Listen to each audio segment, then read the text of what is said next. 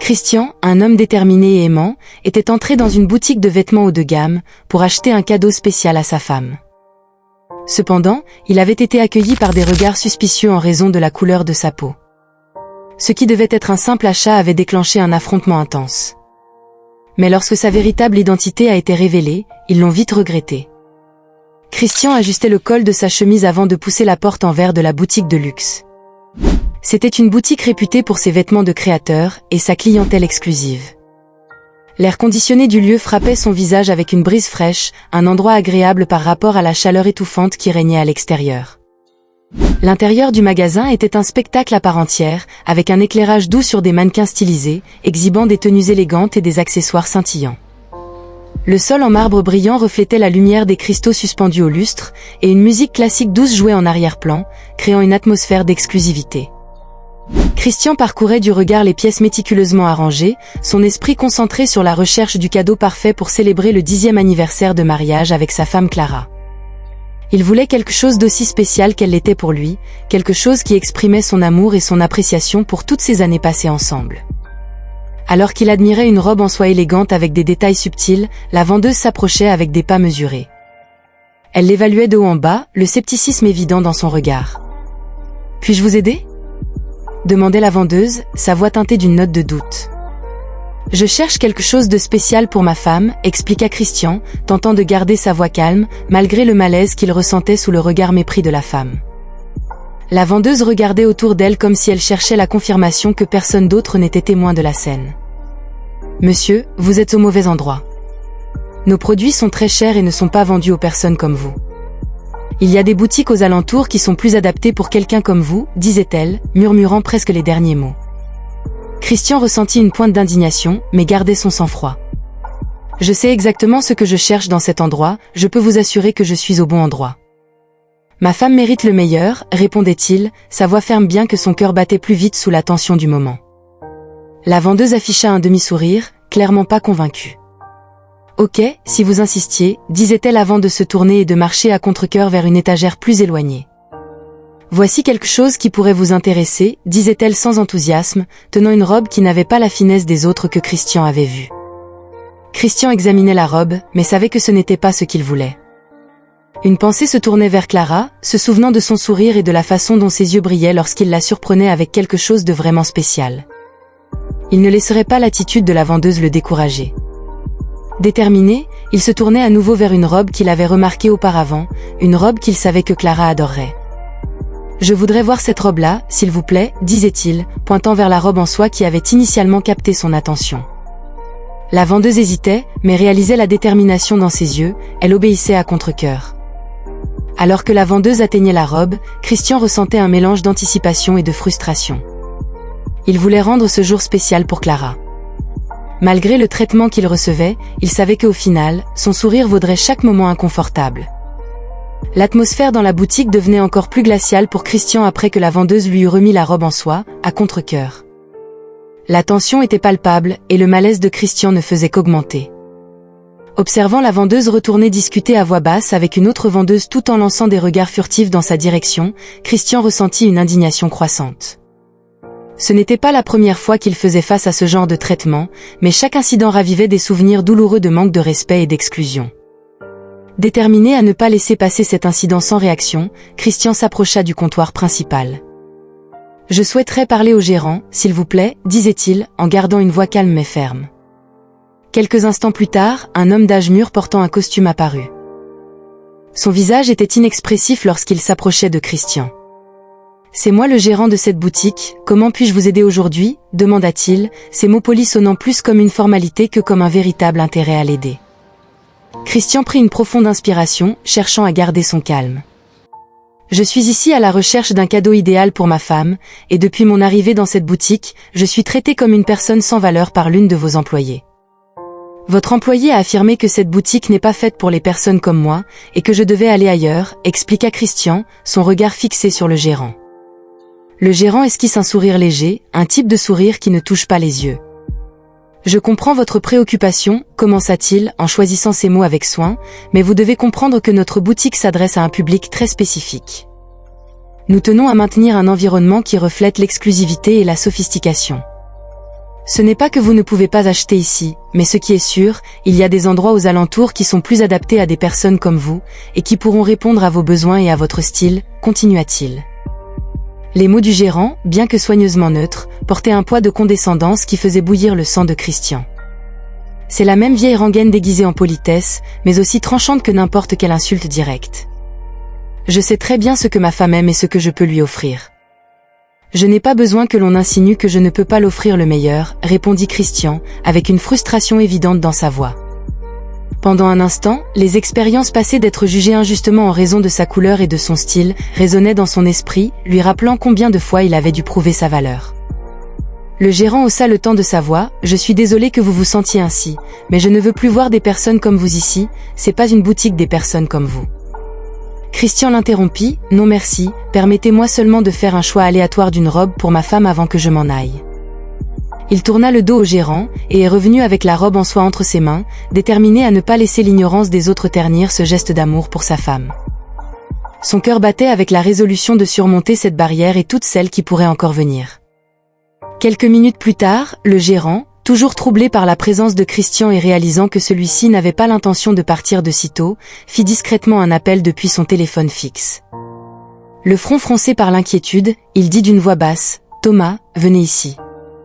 Nous avons besoin de vous pour mettre à la porte un noir qui fait le désordre dans la boutique. » Puis, peu après, un homme de taille moyenne, vêtu d'un blazer gris et affichant une expression sévère, entra dans la boutique.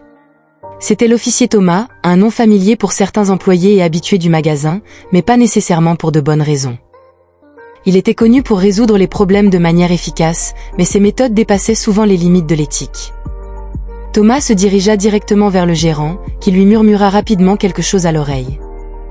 Il refuse simplement de partir et cause du malaise à d'autres clients, murmura le gérant, lançant un regard prudent en direction de Christian. Thomas acquiesça, un éclat de compréhension dans les yeux. Il s'approcha alors de Christian, avec un sourire qui était moins amical et plus évaluateur. « Monsieur, je suis l'officier Thomas. Il semble que nous ayons un petit malentendu ici. Peut-être pourrions-nous discuter dehors et résoudre cela à l'amiable ?» suggéra-t-il d'une voix douce, mais le sous-texte était clair, c'était un ordre déguisé en invitation. Christian, conscient du type d'homme auquel il avait maintenant affaire, resta ferme. « Je crois qu'il n'y a rien à discuter dehors qui ne puisse être discuté ici. Je tente simplement d'acheter un cadeau pour ma femme, répondit l'homme, gardant la voix calme mais ferme. Thomas, peu habitué à être ainsi ouvertement défié, rétrécit les yeux. Nous ne voulons pas créer de scène, monsieur.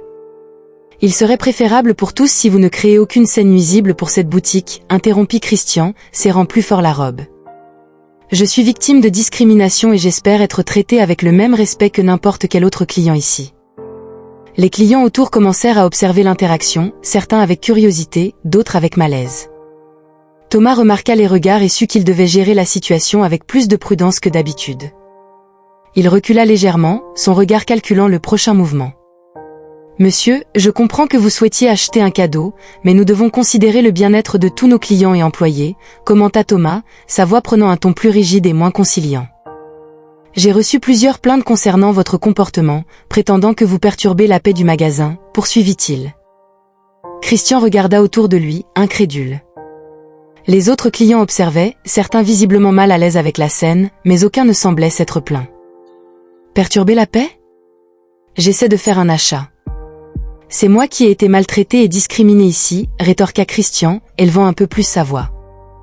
L'attention des spectateurs s'intensifiait, capturée par l'intensité croissante du conflit. C'est une accusation très grave de malhonnêteté contre notre équipe, rétorqua Thomas, regardant significativement le gérant, qui acquiesça en accord. Si vous insistez de rester dans la boutique, nous devrons envisager d'autres mesures, menaça-t-il. D'autres mesures, répéta Christian, l'incrédulité teintant sa voix de sarcasme.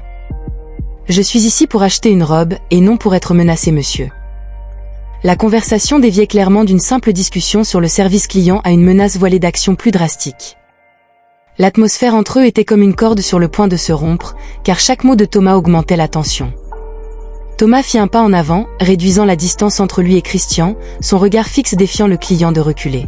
« C'est un établissement respectable, monsieur. Nous ne pouvons pas permettre qu'un malentendu perturbe notre environnement de travail et l'expérience d'achat des autres clients, » déclara Thomas, sa résolution palpable.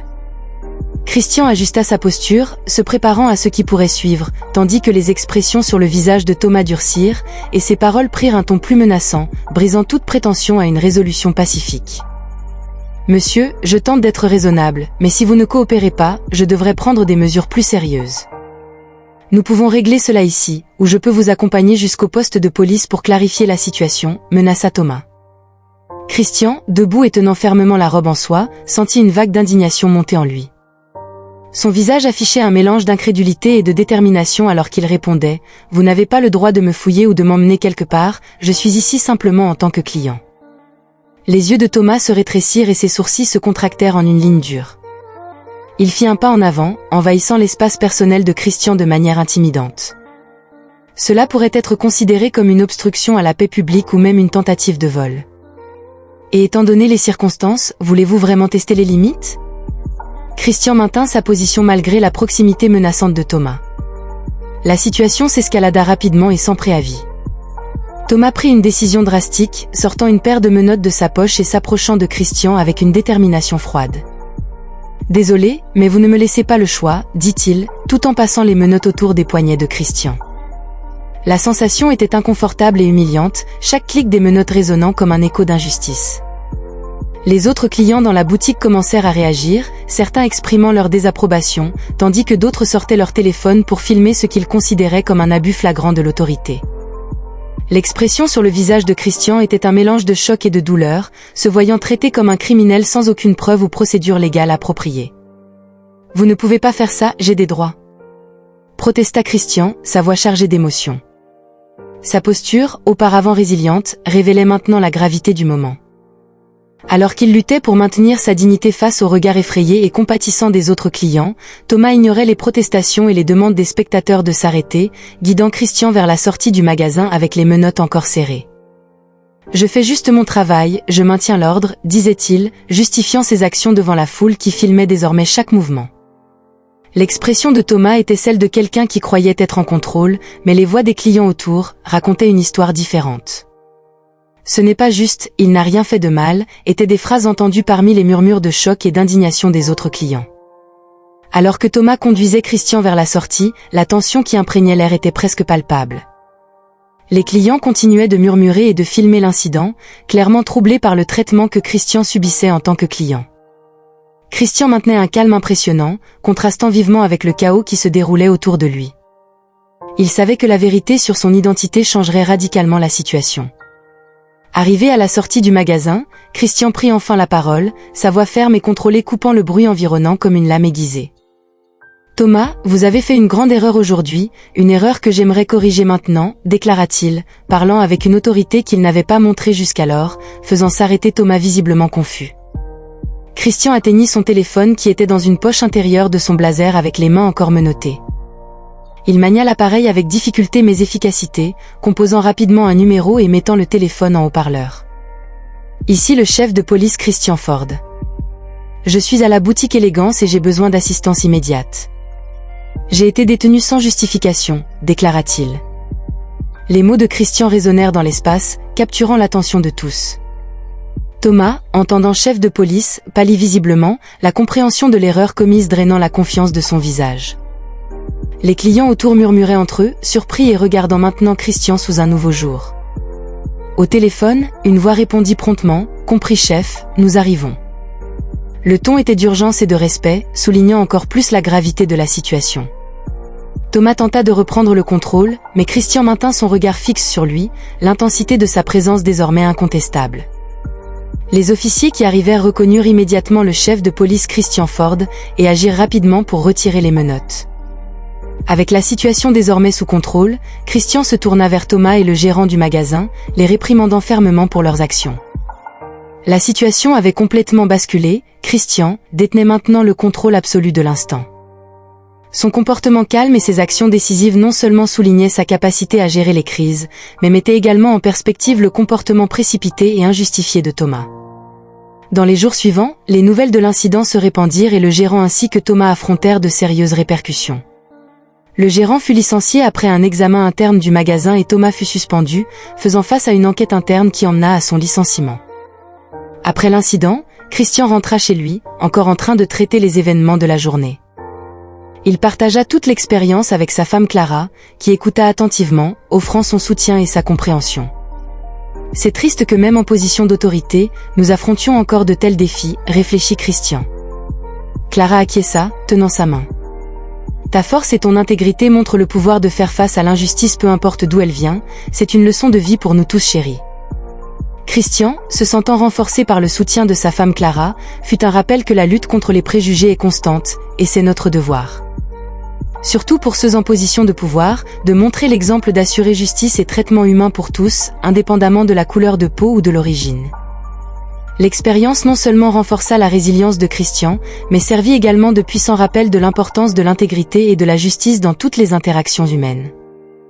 Et si vous avez aimé cette histoire, la prochaine vidéo qui apparaît sur votre écran va sûrement vous émouvoir aussi. N'oubliez pas de vous abonner à la chaîne, de laisser votre j'aime et d'activer la cloche des notifications pour ne manquer aucune de nos prochaines vidéos. Je vous souhaite tout le meilleur dans votre vie et à la prochaine pour une autre histoire émouvante.